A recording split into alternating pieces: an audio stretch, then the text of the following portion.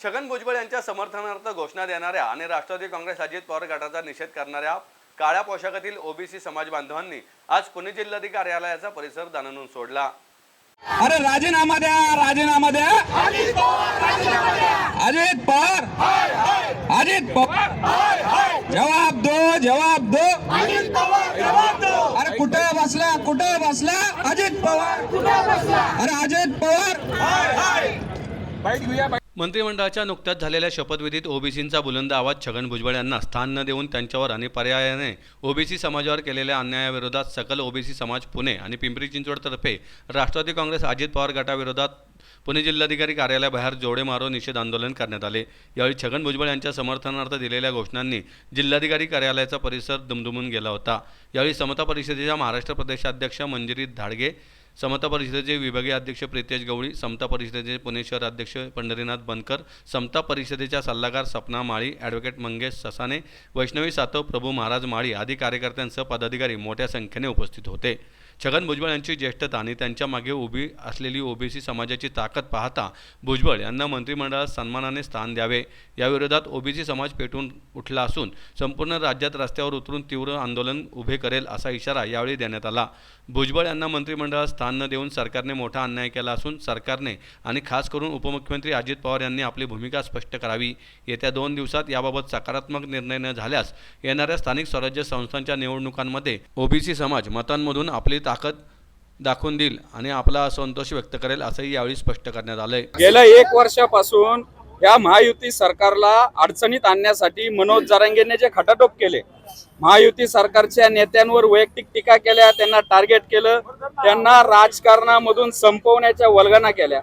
अशा वेळेस महाराष्ट्र जळत असताना, जातीवादाने महाराष्ट्र होरपळत असताना या महायुती सरकारमधील एकही नेता, एकही मंत्री पुढे यायला तयार नव्हता। तर त्यावेळेस भुजबळ साहेबांनी ती जबाबदारी खांद्यावर घेतली। भुजबळ साहेबांना या महायुती सरकारनं ढाल केलं। या जरांगेचे जे जातीवादी वार होते ते भुजबळ साहेबांनी झेलले आणि जरांगेचं आक्रमण पलटून लावलं।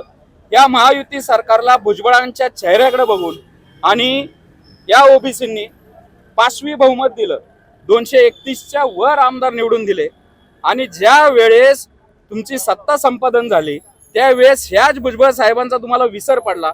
भुजबळ साहेबांचा तुम्ही दगाबाजी केली, भुजबळ साहेबांबरोबर भुजबळ साहेबांचा पत्ता कट केला।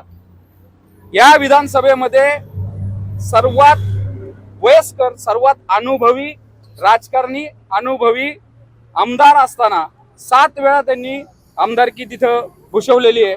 एवढा मोठा दांडगा अनुभव असताना आज एवढ्या वरिष्ठ नेत्याला तुम्ही सभागृहामध्ये स्थान देत नाही, मंत्रिमंडळामध्ये स्थान देत नाही, हा समस्त ओबीसींचा अपमान आहे आणि ओबीसींनी या महायुती सरकारला जे मॅन्डेट दिले त्याचा अपमान आहे। आणि याचा निषेध करण्यासाठी आज आम्ही इथं अजित पवारांचा निषेध करण्यासाठी, या महायुती सरकारचा निषेध करण्यासाठी आज इथं आम्ही सर्व ओबीसी जमलोय।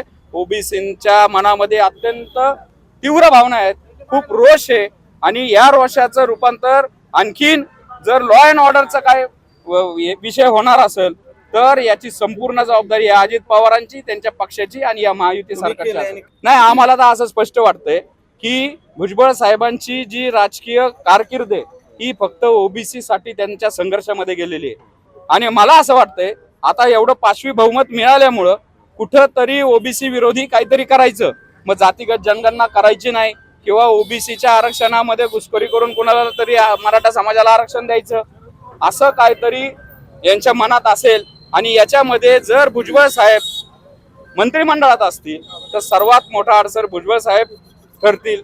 त्यामुळं ओबीसीच्या नेत्याला आणि ओबीसींचा जो आवाज आहे, ओबीसींचा जो व्हॉइस आहे तो व्हॉइस दाबायचा, तो नेता संपवायचा की जेणेकरून यांना रान मोकळं राहील आणि ओबीसीचं वाटोळं करता येईल।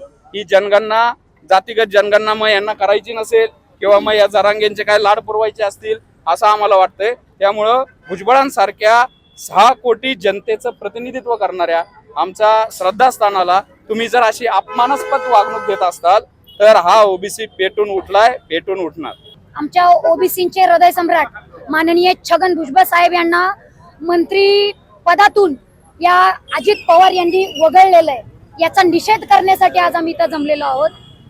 खरं तर मला असं वाटतंय की अजितदादांना त्यांची घराणेशाही, जसं की रोहित पवार असतील किंवा आणखीन कोण जयंत पाटील असतील, त्यांची जुनी राष्ट्रवादी या नवीन राष्ट्रवादीमध्ये विलीन करायचंय की काय, असं आम्हाला वाटतंय. म्हणून भुजबळ साहेबांना जाणीवपूर्वक तिथं वगळण्यात आलेलं आहे.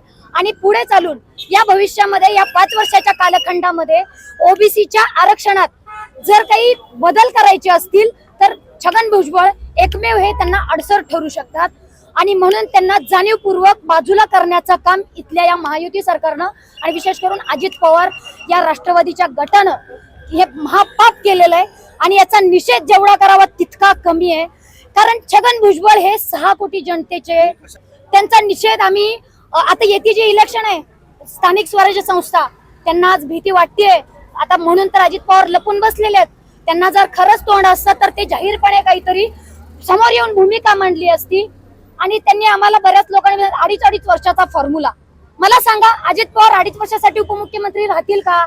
2.5 वर्षानंतर त्यांनी आम्हाला जाहीर करावं 2.5 वर्ष उपमुख्यमंत्री म्हणून मी स्वतः 2.5 वर्षांना राजीनामा देतो आणि 2.5 वर्षाच्या नंतर आपल्या छगन भुजबळ साहेबांना उपमुख्यमंत्री करतील असा त्यांनी शब्द द्यावा. तेव्हा आम्ही आमचा आहे आक्रोश आणि निषेध आंदोलन आम्ही मागे घेऊ.